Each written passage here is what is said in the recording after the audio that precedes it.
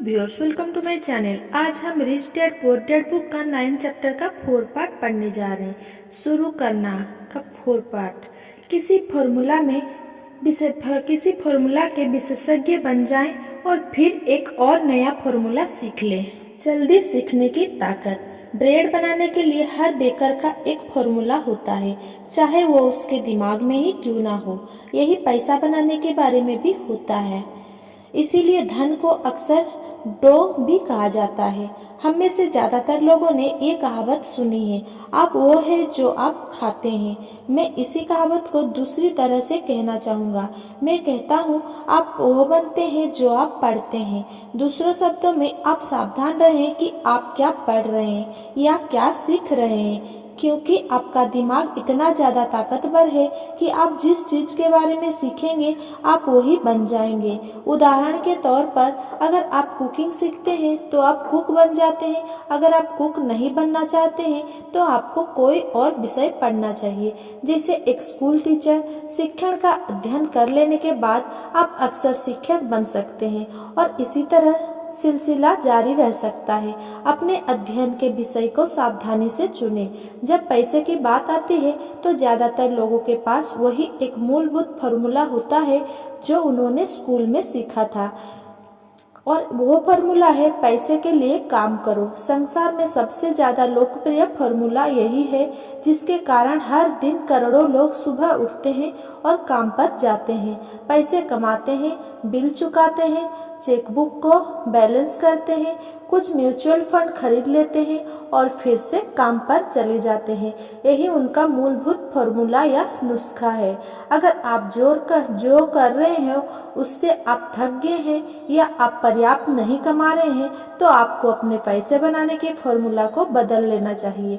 बहुत समय पहले जब मैं 26 साल का था, मैंने सप्ताहांत की एक कक्षा में भाग लिया जिसका शीर्षक था, किस तरह रियल एस्टेट फोरक्लोजर्स को खरीदे। मैंने एक फॉर्मूला सीख लिया। अगला कदम था अपने सीखे हुए सिद्धांत को असली जीवन में आजमाकर देखना। यहाँ पर ज्यादातर लोग रुक जाते हैं। 3 सालों तक जब मैं जेरोक्स के लिए काम कर रहा था, मैं अपने खाली समय में फोरक्लोजर्स को खरीदने की कला में पारंगत होने की कोशिश करता रहा।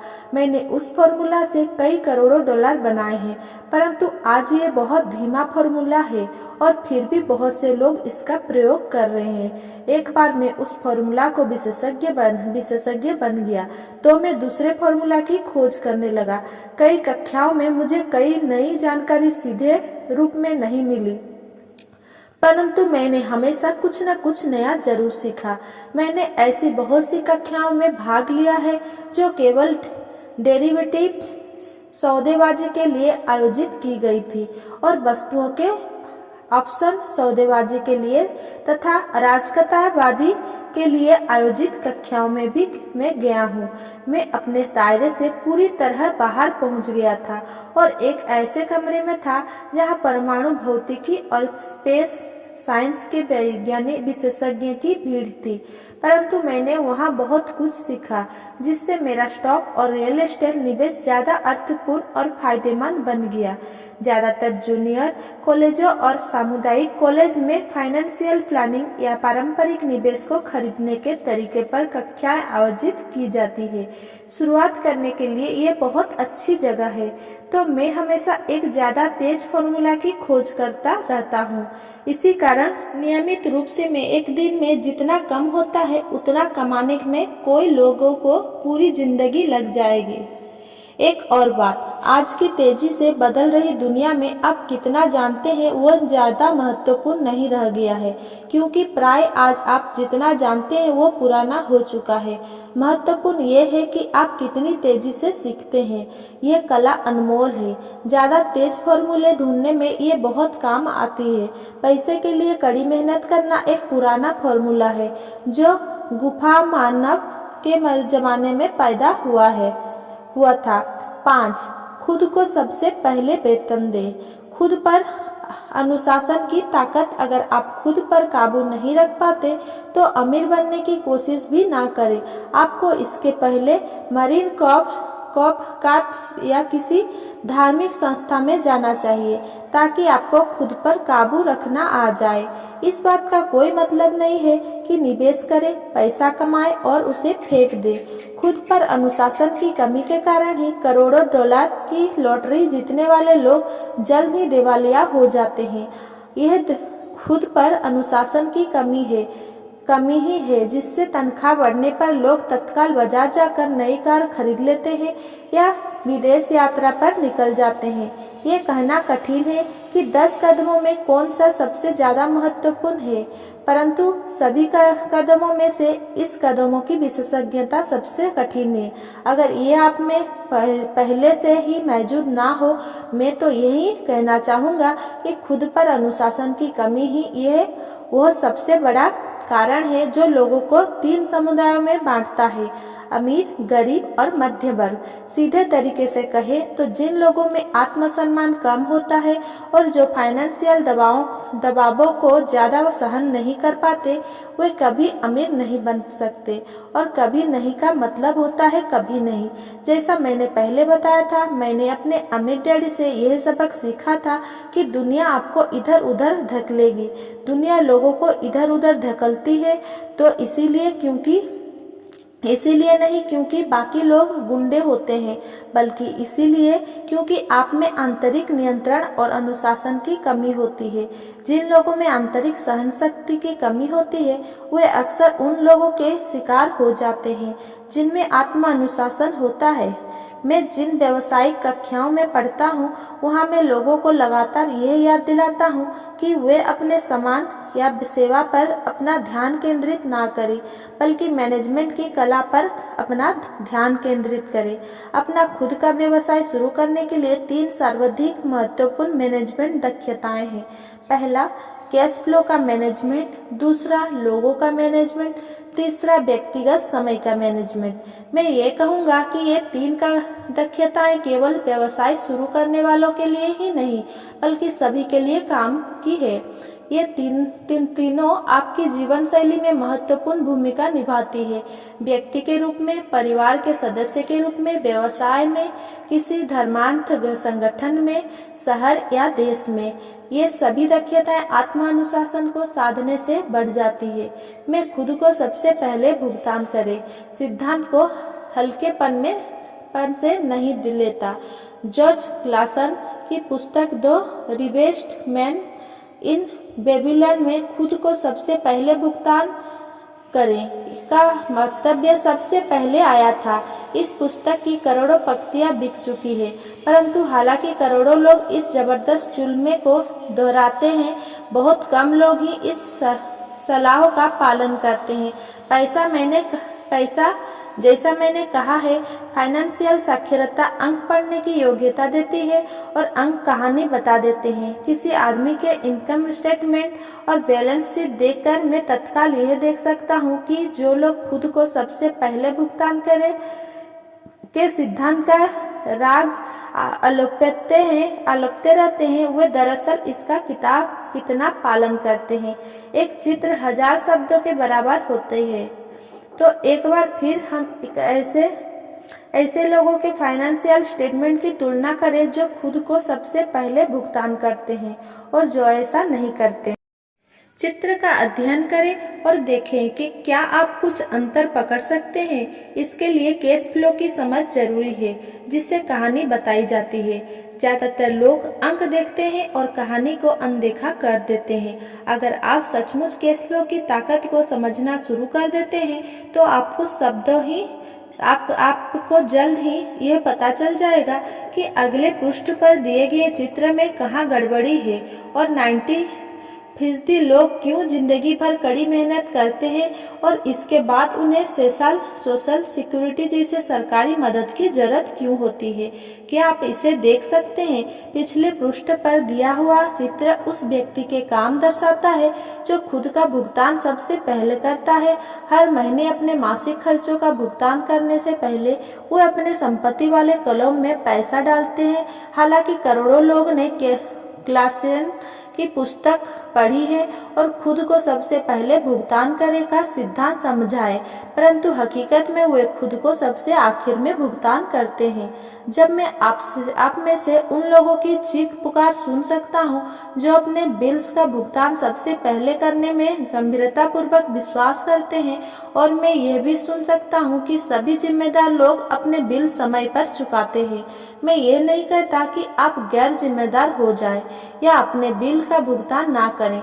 मैं सिर्फ यह कहता हूँ कि आप वही करें जो यह पुस्तक आपको सिखाती है, यानी खुद को सबसे पहले पैसा दें। और पिछले पृष्ठ पर दिया गया चित्र इसी सिद्धांत का सही लेखांकन चित्र है, जबकि बाद आने वाला चित्र पूरी तरह से गलत है। मेरी पत्नी और मेरे पास कोई बुक कीपर्स, अकाउंटेंट्स और बैंकर है जिन्हें शुरू में हमारे इस खुद को सबसे पहले पैसा दे सिद्धांत से बहुत समस्या होती थी। इसका कारण यह है कि ये फाइनेंशियल प्रोफेशनल भी दरअसल वही करते हैं जो कि जनता करती है, यानी खुद को सबसे आखिर में पैसा देते हैं। वे बाकी लोगों को सबसे पहले पैसा देते हैं। मेरे जीवन में ऐसी महीने भी आए हैं जब किन्हीं कारणों से मेरा कैश फ्लो मेरे बिल से काफ़ी कम रहा है, फिर भी मैंने खुद को ही सबसे पहले पैसा दिया है। मेरे अकाउंटेंट और बुक कीपर चीखने लगे, वे आपके पीछे पड़ जाएंगे, आपको जेल भी हो सकती है, आप अपने क्रेडिट रेटिंग बिगाड़ लेंगे, वे लोग बिजली काट देंगे। मैंने फिर भी सबसे पहले खुद को ही पैसा दिया। आप पूछेंगे क्यों? क्योंकि 10 रिचेस्ट मैन इन बेबीलोन की कहानी इसी बारे में है, खुद पर अनुशासन की ताकत और आंतरिक सहन शक्ति के बारे में। इसे बोलचाल की भाषा में गुर्दाक भी कह सकते हैं। जैसा मेरे अमीर डैडी ने मेरी नौकरी के पहले माह में मुझे बताया था कि ज्यादातर लोग दुनिया की ठोकर सहन करते रहते हैं।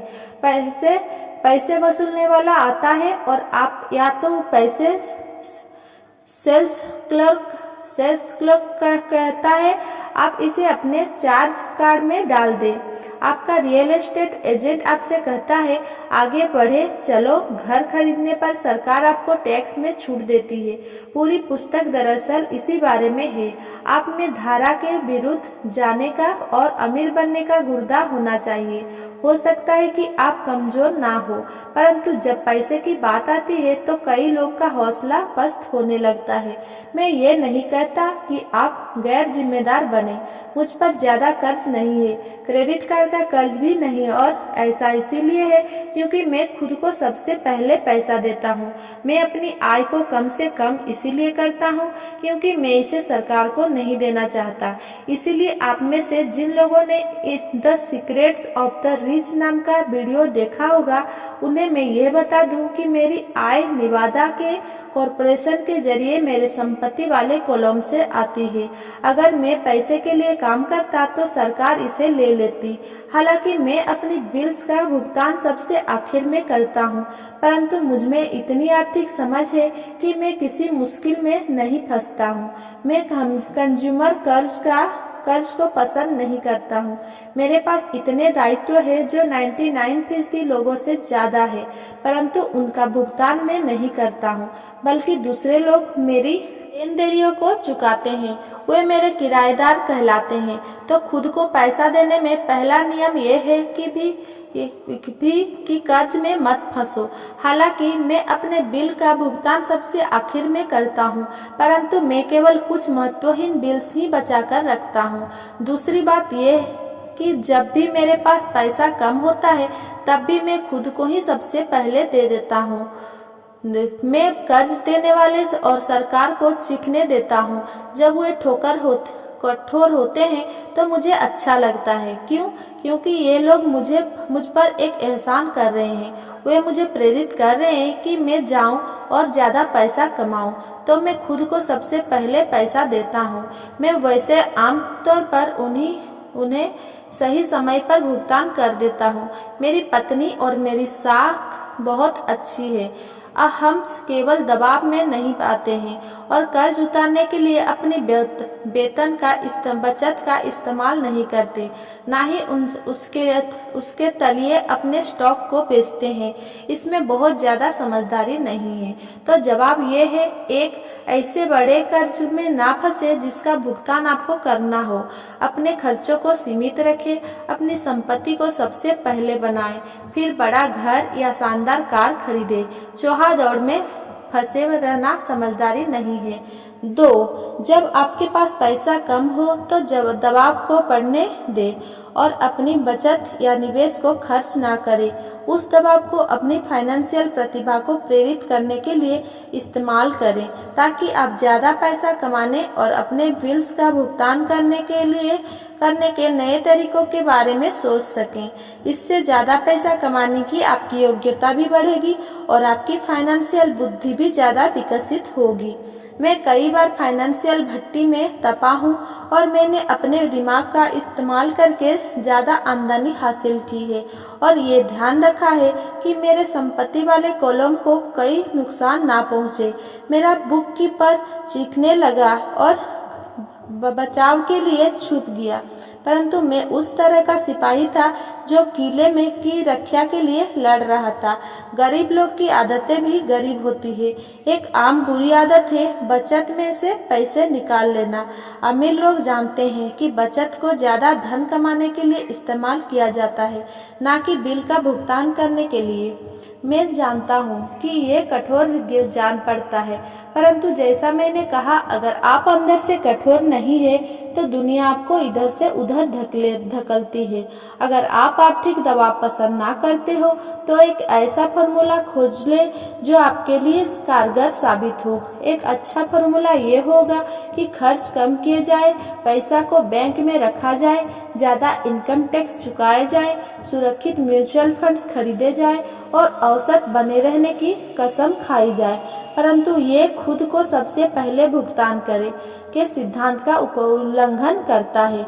ये नियम आत्म बलिदान या आर्थिक संन्यास को प्रोत्साहित नहीं करता है।